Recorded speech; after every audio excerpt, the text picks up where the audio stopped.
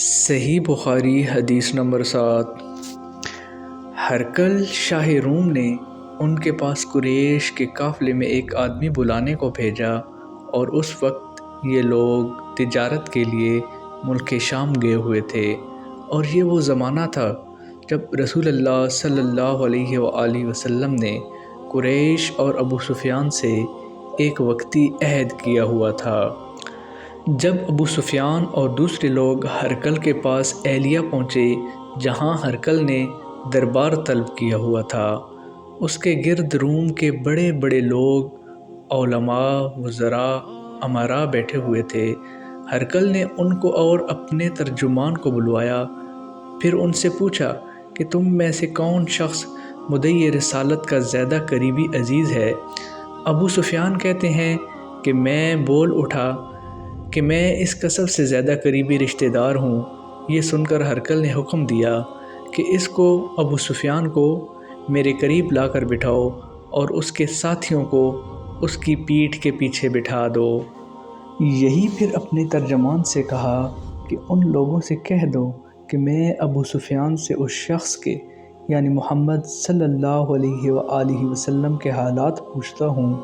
اگر یہ مجھ سے کسی بات میں جھوٹ بول دے تو تم اس کا جھوٹ ظاہر کر دینا۔ ابو سفیان کا قول ہے کہ خدا کی قسم، اگر مجھے یہ غیرت نہ آتی کہ یہ لوگ مجھ کو جھٹلائیں گے تو میں آپ صلی اللہ علیہ وآلہ وسلم کی نسبت ضرور غلط گوئی سے کام لیتا۔ خیر، پہلی بات جو ہرقل نے مجھ سے پوچھی وہ یہ کہ اس شخص کا خاندان تم لوگوں میں کیسا ہے؟ میں نے کہا وہ بڑے اونچے عالی نسب والے ہیں۔ کہنے لگا اس سے پہلے بھی کسی نے تم لوگوں میں ایسی بات کہی تھی؟ میں نے کہا نہیں۔ کہنے لگا اچھا، اس کے بڑوں میں کوئی بادشاہ ہوا ہے؟ میں نے کہا نہیں۔ پھر اس نے کہا بڑے لوگوں نے اس کی پیروی اختیار کی ہے یا کمزوروں نے؟ میں نے کہا نہیں، کمزوروں نے۔ پھر کہنے لگا اس کے تابعدار روز بڑھتے جاتے ہیں یا کوئی ساتھی پھر بھی جاتا ہے؟ میں نے کہا نہیں۔ کہنے لگا کیا اپنے اس دعوے نبوت سے پہلے کبھی کسی بھی موقع پر اس نے جھوٹ بولا ہے؟ میں نے کہا نہیں۔ اور اب ہماری اس سے صلح کی ایک مقررہ مدت ٹھہری ہوئی ہے، معلوم نہیں وہ اس میں کیا کرنے والا ہے۔ ابو سفیان کہتے ہیں میں اس بات کے سوا اور کوئی جھوٹ اس گفتگو میں شامل نہ کر سکا۔ ہرقل نے کہا کیا تمہاری اس سے کبھی لڑائی بھی ہوتی ہے؟ ہم نے کہا ہاں۔ بات کا حکم دیتا ہے؟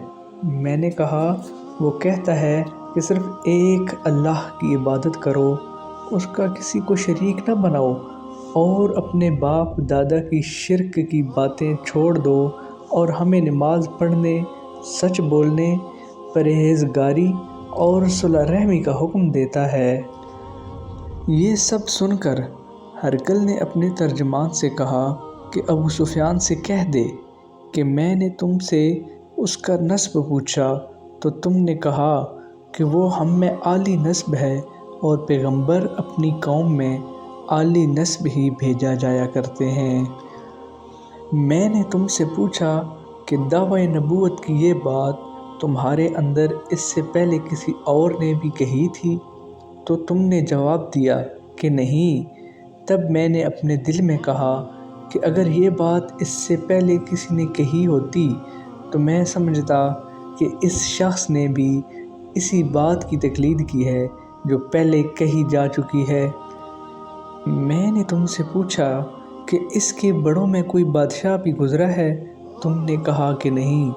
تو میں نے دل میں کہا کہ ان کے بزرگوں میں سے کوئی بادشاہ ہوا ہوگا تو کہہ دوں گا کہ وہ شخص اس بہانہ اپنے آباء و اجداد کی بادشاہت اور ان کا ملک دوبارہ حاصل کرنا چاہتا ہے۔ اور میں نے تم سے پوچھا کہ اس بات کے کہنے یعنی پیغمبری کا دعویٰ کرنے سے پہلے تم نے کبھی اس کو دروغ گوئی کا الزام لگایا ہے؟ تو تم نے کہا کہ نہیں۔ تو میں نے سمجھ لیا کہ جو شخص آدمیوں کے ساتھ دروغ گوئی سے بچے وہ اللہ کے بارے میں کیسے جھوٹی بات کہہ سکتا ہے؟ اور میں نے تم سے پوچھا کہ بڑے لوگ اس کے پیرو ہوتے ہیں یا کمزور آدمی؟ تم نے کہا کمزوروں نے اس کی اتباع کی ہے۔ تو دراصل یہی لوگ پیغمبروں کے متبعین ہوتے ہیں۔ اور میں نے تم سے پوچھا کہ اس کے ساتھی بڑھ رہے ہیں یا کم ہو رہے ہیں؟ تم نے کہا کہ وہ بڑھ رہے ہیں، اور ایمان کی کیفیت یہی ہوتی ہے حتیٰ کہ وہ کامل ہو جاتا ہے۔ اور میں نے تم سے پوچھا کہ آیا کوئی شخص اس کے دین سے ناخوش ہو کر مرتد بھی ہو جاتا ہے؟ تم نے کہا نہیں۔ تو ایمان کی خاصیت بھی یہی ہے، جن کے دلوں میں اس کی مسرت رچ بس جائے وہ اس سے لوٹا نہیں کرتے۔ اور میں نے تم سے پوچھا کہ آیا وہ کبھی عہد شکنی کرتے ہیں؟ تم نے کہا نہیں۔ پیغمبروں کا یہی حال ہوتا ہے، وہ عہد کی خلاف ورزی نہیں کرتے۔ اور میں نے تم سے کہا کہ وہ تم سے کس چیز کے لیے کہتے ہیں؟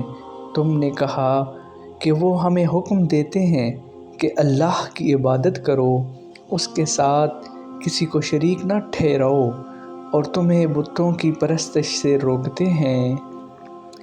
سچ بولنے اور پرہیزگاری کا حکم دیتے ہیں۔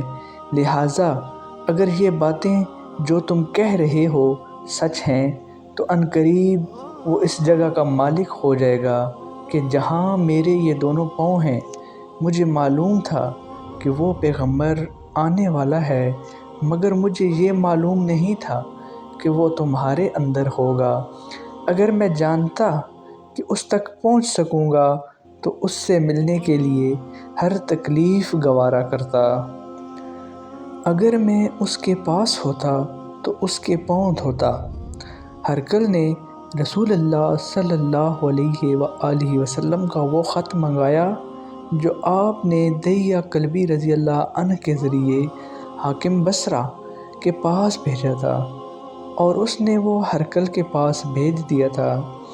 پھر اس کو پڑھا تو اس میں لکھا تھا، اللہ کے نام کے ساتھ جو نہایت مہربان اور رحم والا ہے۔ اللہ کے بندے اور اس کے پیغمبر محمد صلی اللہ علیہ وآلہ وسلم کی طرف سے یہ خط ہے شاہ روم کے لیے۔ اس شخص پر سلام ہو جو ہدایت کی پیروی کرے۔ اس کے بعد میں آپ کے سامنے دعوت اسلام پیش کرتا ہوں۔ اگر آپ اسلام لے آئیں گے تو دین و دنیا میں سلامتی نصیب ہوگی، اللہ آپ کو دوہرا ثواب دے گا، اور اگر آپ میری دعوت سے روگردانی کریں گے تو آپ کی رعایا کا گناہ بھی آپ ہی پر ہوگا۔ اے اہل کتاب، ایک ایسی بات پر آ جاؤ جو ہمارے اور تمہارے درمیان یکساں ہے، وہ یہ کہ ہم اللہ کے سوا کسی کی عبادت نہ کریں اور کسی کو اس کا شریک نہ ٹھہرائیں، اور نہ ہم میں سے کوئی کسی کو خدا کے سوا اپنا رب بنائے۔ پھر اگر وہ اہل کتاب اس بات سے منہ پھیر لیں تو مسلمانوں، تم ان سے کہہ دو کہ تم مانو یا نہ مانو، ہم تو ایک خدا کے اطاعت گزار ہیں۔ ابو سفیان کہتے ہیں جب ہرقل نے جو کچھ کہنا تھا کہہ دیا اور خط پڑھ کر فارغ ہوا تو اس کے ارد گرد بہت شور و غوغا ہوا، بہت سی آوازیں اٹھیں اور ہمیں باہر نکال دیا گیا۔ تب میں نے اپنے ساتھیوں سے کہا کہ ابو قبشہ کے بیٹے حضرت صلی اللہ علیہ وآلہ وسلم کا معاملہ تو بہت بڑھ گیا ہے۔ دیکھو تو اس سے بنی اصفر روم کا بادشاہ بھی ڈرتا ہے۔ مجھے اس وقت سے اس بات کا یقین ہو گیا کہ حضور صلی اللہ علیہ وآلہ وسلم عنقریب غالب ہو کر رہیں گے، حتیٰ کہ اللہ نے مجھے مسلمان کر دیا۔ راوی کا بیان ہے کہ ابن ناطور ایلیہ کا حاکم، ہرقل کا مصاحب اور شام کے نصارہ کا لارڈ پادری بیان کرتا تھا کہ ہرقل جب ایلیہ آیا ایک دن صبح کو پریشان اٹھا تو اس کے درباریوں نے دریافت کیا کہ آج ہم آپ کی حالت بدلی ہوئی پاتے ہیں، کیا وجہ ہے؟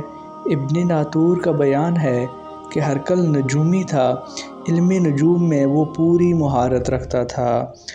اس نے اپنے ہمنشینوں کو بتایا کہ میں نے آج رات ستاروں پر نظر ڈالی تو دیکھا کہ ختنہ کرنے والوں کا بادشاہ ہمارے ملک پر غالب آ گیا ہے۔ بھلا اس زمانے میں کون لوگ ختنہ کرتے ہیں؟ انہوں نے کہا کہ یہود کے سوا کوئی ختنہ نہیں کرتا، سو ان کی وجہ سے پریشان نہ ہوں۔ سلطنت کے تمام شہروں میں یہ حکم لکھ بھیجیے کہ وہاں جتنے یہودی ہوں سب قتل کر دیے جائیں۔ وہ لوگ انہی باتوں میں مشغول تھے کہ ہرقل کے پاس ایک آدمی لایا گیا جسے شاہ غسان نے بھیجا تھا۔ اس نے رسول اللہ صلی اللہ علیہ وآلہ وسلم کے حالات بیان کیے۔ جب ہرقل نے سارے حالات سن لیے تو کہا کہ جا کر دیکھو وہ ختنہ کیے ہوئے ہے یا نہیں۔ انہوں نے اسے دیکھا تو بتلایا کہ وہ ختنہ کیا ہوا ہے۔ ہرقل نے جب اس شخص سے عرب کے بارے میں پوچھا تو اس نے بتلایا کہ وہ ختنہ کرتے ہیں۔ تب ہرقل نے کہا کہ یہی محمد صلی اللہ علیہ وآلہ وسلم اس امت کے بادشاہ ہیں جو پیدا ہو چکے ہیں۔ پھر اس نے اپنے ایک دوست کو رومیہ خط لکھا اور وہ بھی علم نجوم میں ہرقل کی طرح ماہر تھا۔ پھر وہاں سے ہرقل حمص چلا گیا۔ ابھی حمص سے نکلا نہیں تھا کہ اس کے دوست کا خط اس کے جواب میں آ گیا۔ اس کی رائے بھی حضور صلی اللہ علیہ وآلہ وسلم کے ظہور کے بارے میں ہرقل کے موافق تھی کہ محمد صلی اللہ علیہ وآلہ وسلم واقعی پیغمبر ہیں۔ اس کے بعد ہرقل نے روم کے بڑے آدمیوں کو اپنے حمص کے محل میں طلب کیا اور اس کے حکم سے محل کے دروازے بند کرا لیے گئے۔ پھر وہ اپنے خاص محل سے باہر آیا اور کہا، اے روم والو، کیا ہدایت اور کامیابی میں کچھ حصہ تمہارے لیے بھی ہے؟ اگر تم اپنی سلطنت کی بقا چاہتے ہو تو پھر اس نبی صلی اللہ علیہ وآلہ وسلم کی بیعت کر لو اور مسلمان ہو جاؤ۔